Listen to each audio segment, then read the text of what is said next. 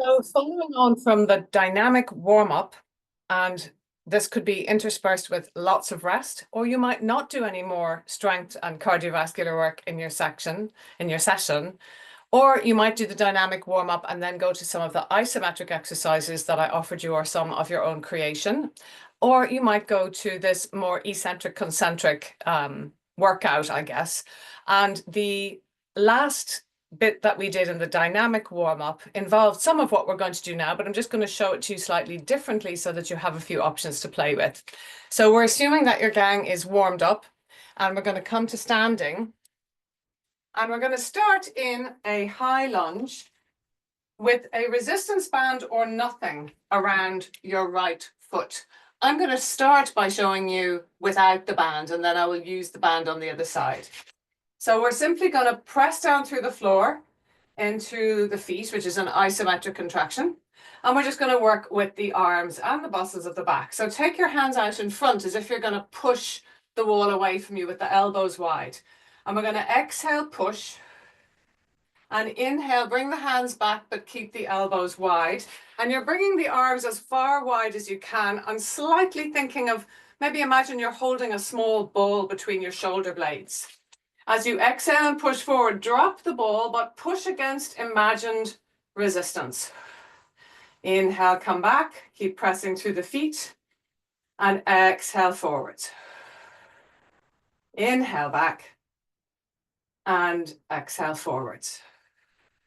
Then turning the palms up, we're going to start with the arms on a diagonal down and finish with them on a diagonal up. Not up to here and not down to here. So diagonal to diagonal.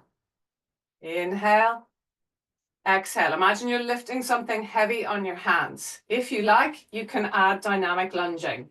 Down to the floor as the hands come up, inhaling. Exhale, push down through the feet. Bring the arms down with as much effort as you're bringing them up. Slow and heavy. Exhale, inhale down, exhale up.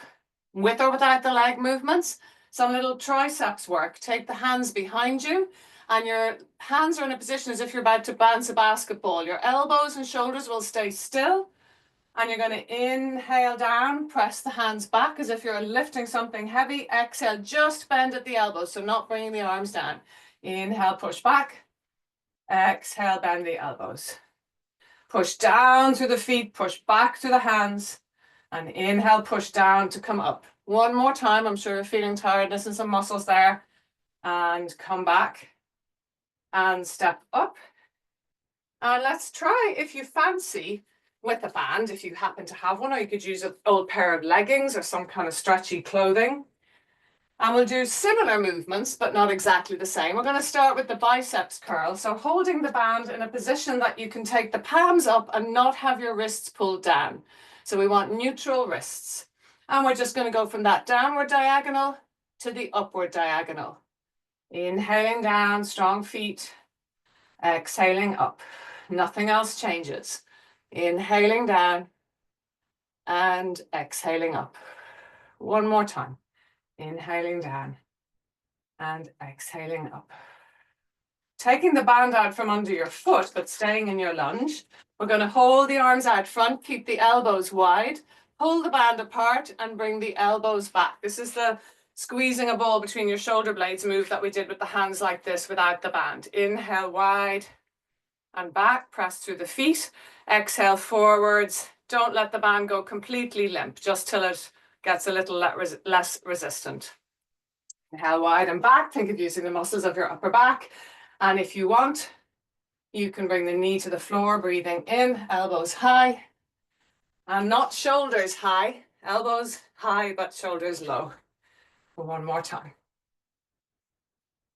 And we're going to do our triceps movement a little more differently. We're going to be in the lunge and hold the band by our pelvis.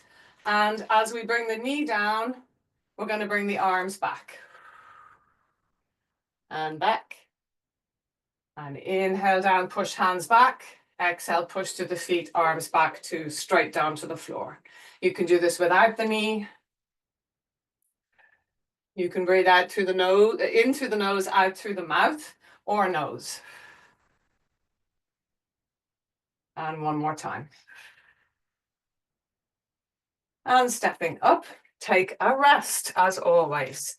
Maybe close your eyes, maybe a bit of deep breathing. Whatever feels nice. It might be a little bit of movement, maybe a nice little face down dog or hands against the wall and doing a little wormy squirmy.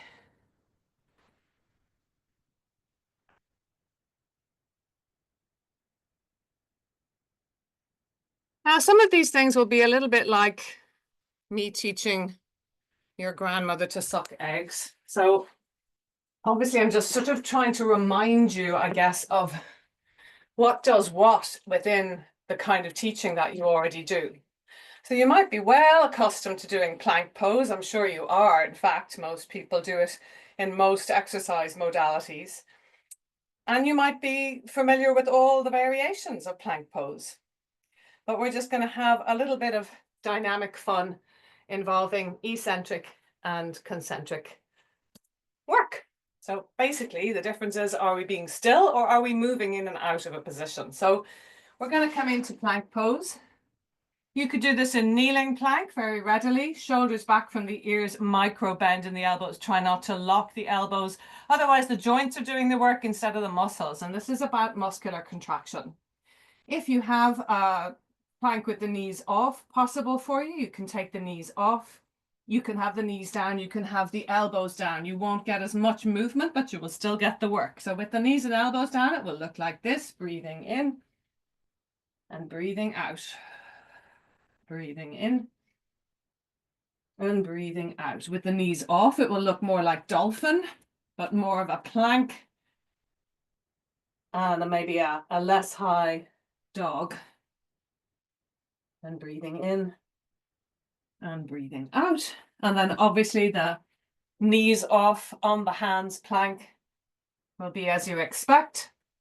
Shoulders back from the ears, elbows micro bent. Inhale, exhale, dog. I do dog with bent knees pretty much always. Inhale, plank. Exhale, dog. And inhale, plank. If you're really a glutton for punishment, you could do some plank walkouts where you walk the hands back and come to stand. And then you come down again multiple times. I'm not going to do that because that's more dynamic than eccentric, concentric. There's plenty of muscle work there.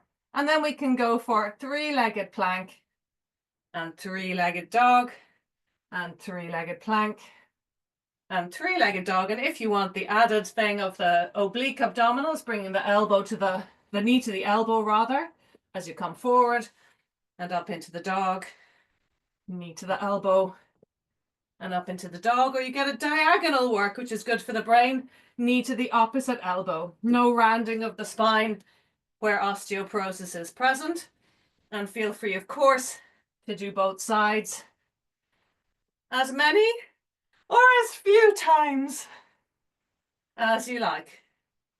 But changing the position of joints is the name of the game. Take a little rest, perhaps in child's pose, face down dog, lying on your belly, whatever suits. And not even thinking of what suits, but just doing what you suddenly feel like doing.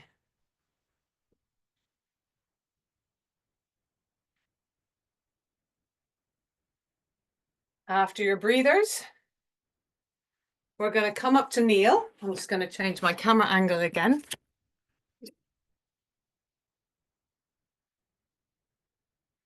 So after your breathers, come up to kneel. An interesting brain challenge is to step forward the foot that you always step forward. And then take it back and step forward the other foot. And you might find that this is slightly harder for your brain and your body to come up to standing. And then we're simply going to do some squats to rise. You can hold your bolster. You can do some arm movements with it if you want, but simply letting the feet turn the distance, stand the distance apart that you want. And the toe turnout is whatever makes you feel more functional. And again, we're thinking, how can I make sure that I'm able to bring yield and push into both feet equally from my pelvis? And that's how you'll know whether you're aligned. Can I feel the meat of my feet in the floor. And we're going to inhale to sit down on our squat and exhale, push down through the feet and consciously use your buttocks to come right up. Inhale down, exhale up. Now, it might be slightly difficult to see here because my mat is crooked, but I have to work very hard to make sure my right leg is helping me here, because normally I go like this to my left because my left leg is stronger. I'm exaggerating, so I'm trying to make sure to keep the right foot in the picture. So you might want to close your eyes and see truly which of your legs is actually doing the work here. And try and even it up again. Good for the fascia, good for the brain, and proprioceptive body mapping in the brain. Using the glutes, that's what this is primarily about. 2 more if you want, or stop if you prefer, and take, again, a little breather. 2 more.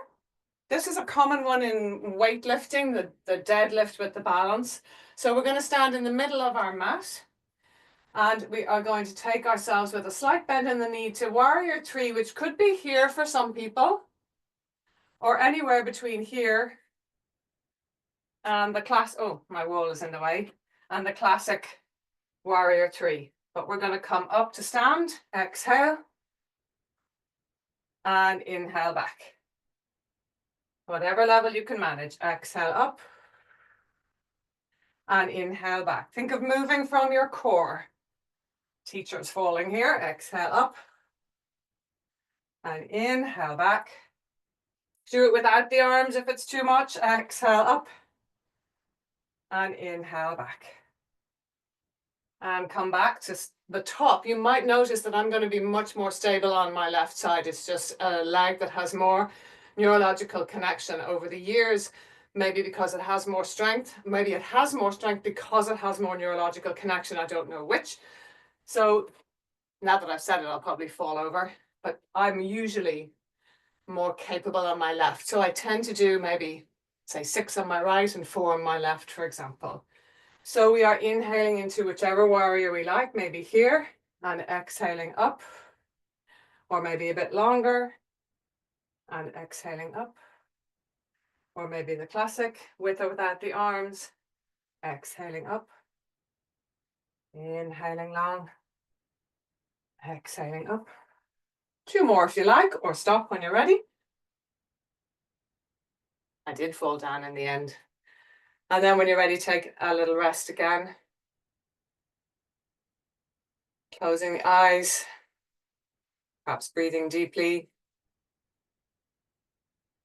I'm aware that the rest that I've given you between each of these has not been as long as I intended. Forgive me for that, and take a decent rest now.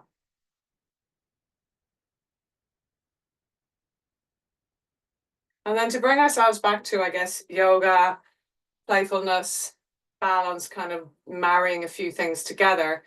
This works for either eagle pose or dancer's pose.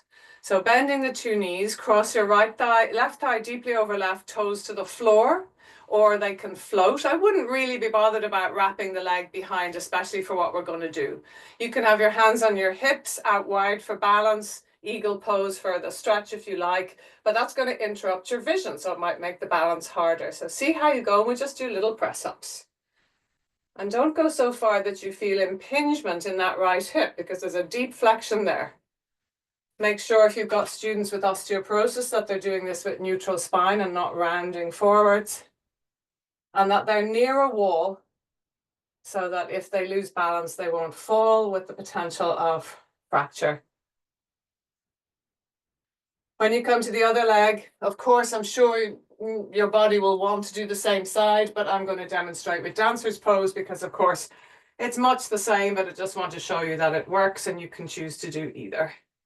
Make sure to stabilize your balance first by, for example, opening your peripheral vision and keeping really aware of the foot that's on the floor. Make sure the hip isn't sticking out to the side, and feel that you can yield down through the foot and press up with the foot.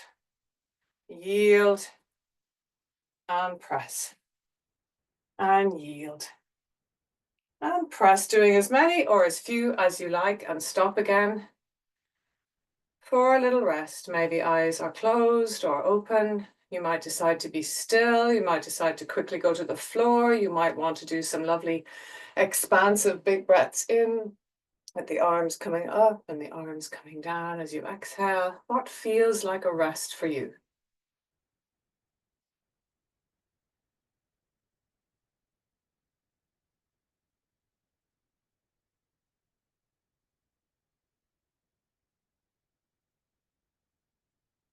And when you and your students are ready, know that you've done a pretty robust and broad eccentric concentric workout for many, many muscle groups.